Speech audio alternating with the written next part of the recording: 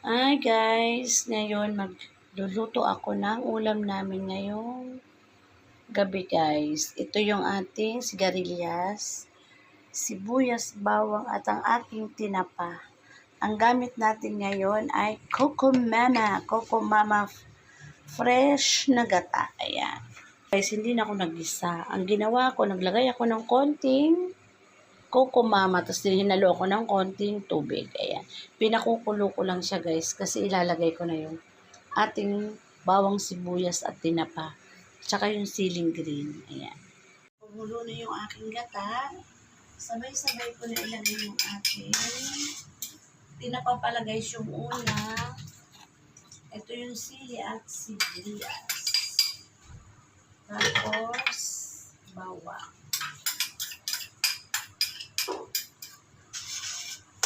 Tapos, lagyan ko ito guys ng konting asin at ginisa mix. Kumatay dito.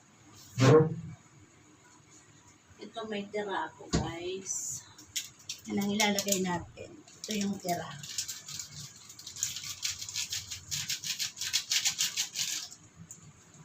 Ating ginisa mix.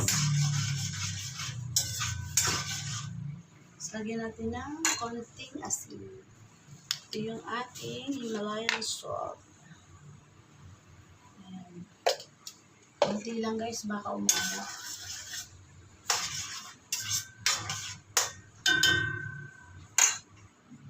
Ito guys, lagay na natin yung ating sigarilyas.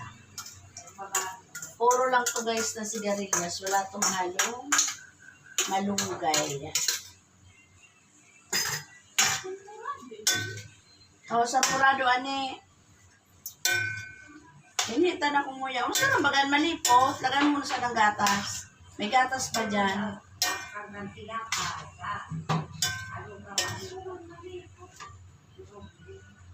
Lagyan natin na. Itapang pala natin guys yung ating. Para maano. Guys, tinikman ko to, okay na lasa niya. Hindi na ako magdadagdag ng asin. Tapos, ilalagay na natin itong pinakahuling gata. Tubos ko to guys.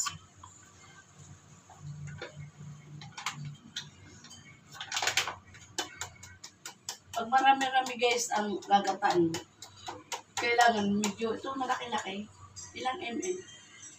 400 ml pala to guys. Itong malaking to. Meron na lang ako dyan guys. Dalawa na lang na maliit.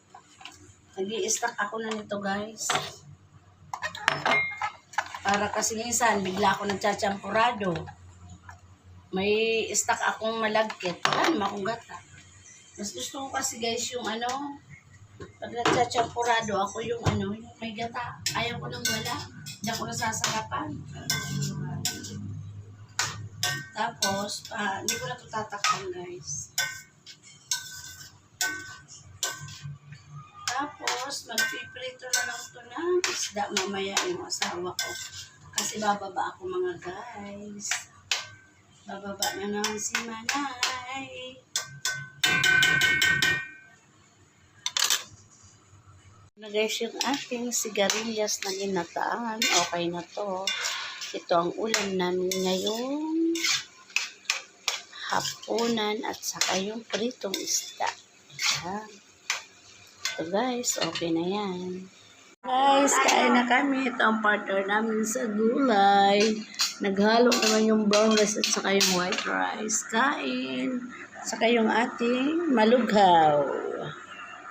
Kain na. Baba na kayo dyan. Kain na tayo. Guys, gamit namin na yung kutsara. Ayan o. Ayan.